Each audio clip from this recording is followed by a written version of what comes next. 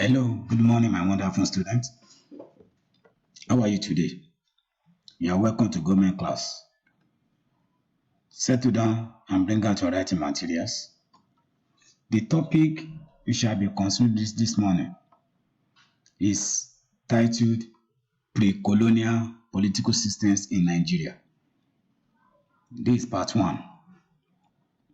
We are looking at the Hausa and Fulani pre-political system. Before we go further, let's look at the lesson objective of this topic. Lesson objectives. At the end of this lesson, you should be able to identify the Hausa Fulani political system. You should be able to describe the political administration of the system. And lastly, you should be able to analyze the structure and organization of the Hausa Fulani political system. But let us look at the correction of the last assignment on nationalism in West Africa. Before we proceed, let's look at the correction of that last assignment.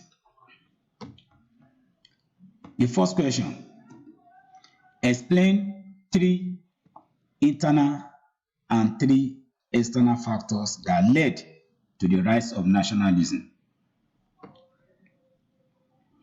Let's look at the answer.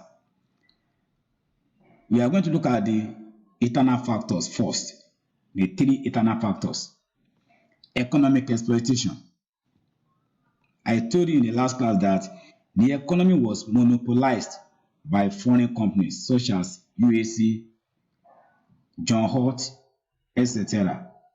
Those foreigners bought our raw materials at very cheap prices, but sold the manufactured items from Europe to Africans at exorbitant prices. Discrimination. There was racial discrimination in employment, leading to limited opportunities for Nigerians in the civil service. Another one is Christianity.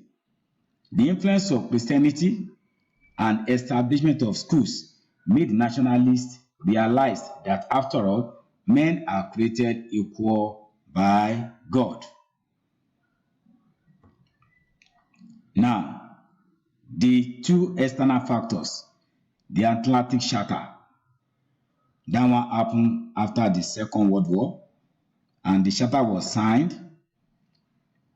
It provided that all the nations of the world had the right to self-government. The independence of India and some countries. India became independent in 1947 and Ghana in 1957, and this became a morale booster for other colonized nations as they fought for their own independence too. Question 2. Discuss 3 effects of nationalism in Nigeria. 3 effects. Formation of political parties like NNDP, NCNC, NPC, AG, etc. The press.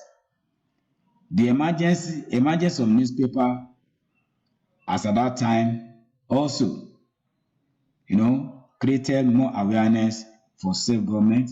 Independence too. Nationalism or nationalist activities led to the independence of Nigeria on the 1st October 1960.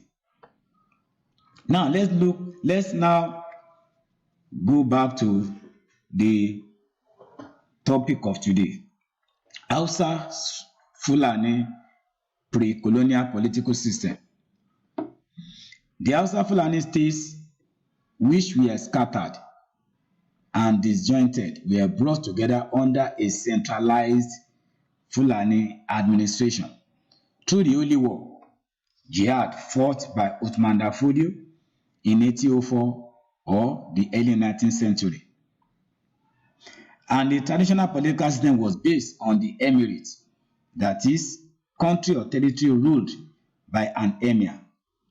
and the whole of the Fulani Empire was divided into emirates. This is the portrait of the Othman Danfodio, and the central administration was divided into two parts, the Eastern Zone and the Western Zone, and the headquarters of the Eastern Zone was situated at Sokoto, while the headquarters of the Western Zone was situated at Gwandu. An emir was appointed as the political and spiritual head of each emirate.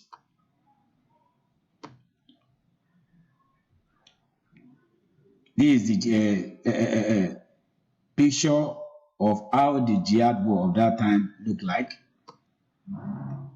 Let's now look at the administrative structure of this Hausa Fulani system. At the head of the Hausa Fulani political system and religious system was the Sultan of Sokoto. He was the head, and he delegated his political and religious power to the emirs who headed various emirates. With these arrangements, an emir was the political and religious head of his emirate. The rest of the emirate was divided into districts. Each was headed by an officer known as the Hakimi. And what were the duties of the Hakimi then? The duties of the Hakimi included maintaining law and order, settlement of minor disputes, and collection of taxes. Some of the taxes collected then were Jangali. It was a tax levied on cattle owners. Haraji, levied on agricultural produce. Jizya, levied on slaves and subjects. And the Zakat. Zakat was a tax imposed on property and meant to help the poor and the needy. All these forms of taxation were based on Islamic principles. Let's now look at the executive organ and functions of this system. At the head of the political system was the emir. He was an absolute and autocratic ruler, and also the spiritual head of the emirate. In this capacity, he administered the emirate strictly according to Islamic laws and culture. Who is an absolute ruler? Somebody that stays in power until death, not checked by any constitution. And autocratic, he takes decision by himself. So such is not an example of a democratic ruler or leader.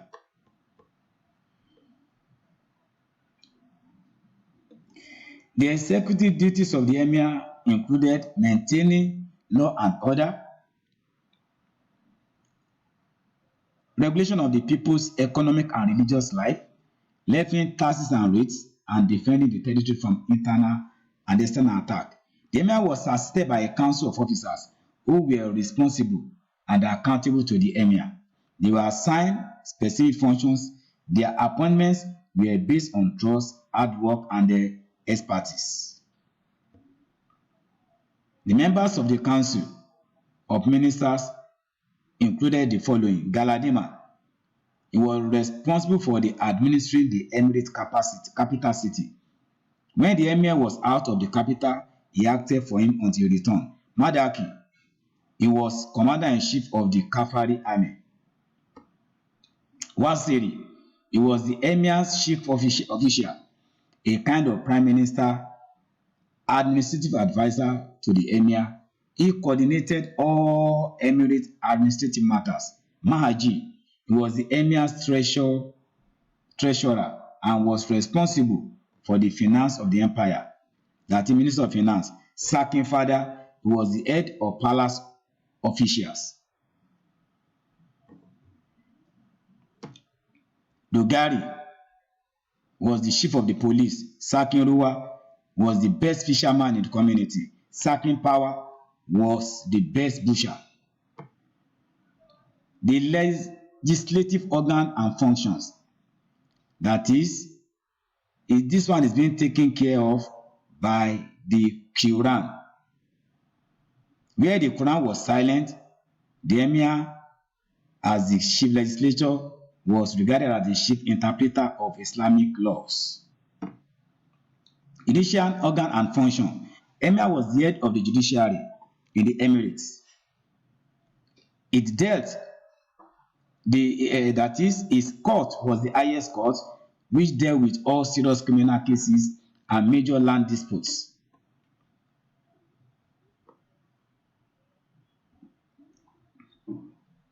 There were also another set of courts called Akali courts, and it was headed by an official called Akali, and he was trained in Islamic law and culture. There could be more than one Akali in the Emirates, and these Akalis dealt with all Islamic matters such as marriage, divorce, inheritance, debt, children's custody, slander, and manner of dressing.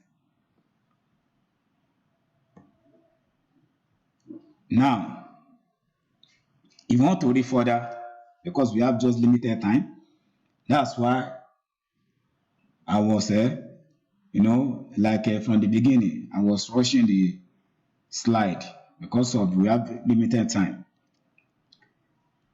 So, for you to read further, consult Essential Government for Senior Secondary School by Chris Dibie, New Approach Government for Senior Secondary Schools by Oyediran. So the assignment: analyze the legislative organ and functions of the Hausa Fulani pre-colonial political system. Analyze the legislative organ and functions of the Hausa Fulani pre-colonial political system. 2. Highlight the judicial organ and function of the Hausa Fulani pre-colonial political system. This first one says, analyze the legislative organ and functions of the Hausa Fulani pre-colonial political system. Second one says, highlight the judicial organ and function of the Hausa Fulani pre-colonial system.